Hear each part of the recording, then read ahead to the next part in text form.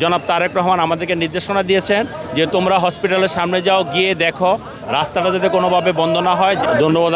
আপনি জানেন আমাদের নেত্রী গত 23শে নভেম্বর আমাদের এবার কেয়ারে ভর্তি হয়েছে।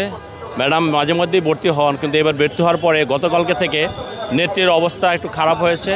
খারাপ হওয়ার পর থেকে আমরা দেখতে পেরেছি যে আমাদের অনেক নেতাকর্মী বা সাধারণ উৎসুক মানুষ ম্যাডামকে দেখার জন্য বা ম্যাডামের খোঁজ খবরের জন্য হসপিটালে ভর্তি করছে। এটা দেখে আমাদের নেতা বিএনপির ভারপ্রাপ্ত চেয়ারম্যান জনাব তারেক রহমান আমাদেরকে নির্দেশনা দিয়েছেন যে তোমরা হসপিটালের সামনে যাও, গিয়ে দেখো রাস্তাটা যাতে কোনোভাবে বন্ধ না হয়, জ্যামজটের সৃষ্টি না হয়। পাশাপাশি এখানে ম্যাডামের যেমন চিকিৎসা হচ্ছে, পাশাপাশি অন্য মানুষেরও চিকিৎসা হচ্ছে।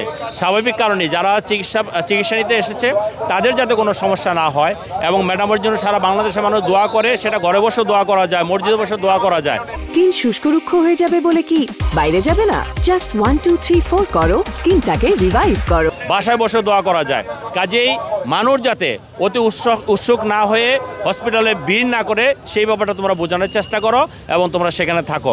আমরা সেই জন্যই আমি এবং আমাদের মহানগরের কনভেনর আমিনুল হক সাহেব সহ আমাদের নেতৃবৃন্দ আমরা এসেছি।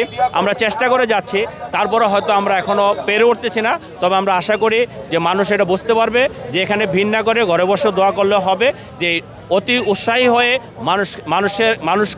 মানুষের বিরক্তিকর জায়গায় যাওয়ার কোনো কারণ নেই। কাজে আমরা মনে করি দেশটি বেগম খালেদা জিয়াকে এদেশের মানুষ ভালোবাসে। একজন মানুষের জন্য যে কোনো জায়গা থেকে দোয়া করা যায়, আমরা সেটারই আহ্বান জানাচ্ছি। আমাদের ভারপ্রাপ্ত চেয়ারম্যান যেভাবে আহ্বান জানিয়েছেন যে ঘরে বসে দোয়া করার জন্য, আমরা সেই কাজটা করার জন্য এখানে এসেছি। আমরা আশা করি আমরা সফল হব ইনশাল্লাহ এবং আল্লাহ রাব্বুল আলামিন ম্যাডামকে সুস্থ করে দিবেন।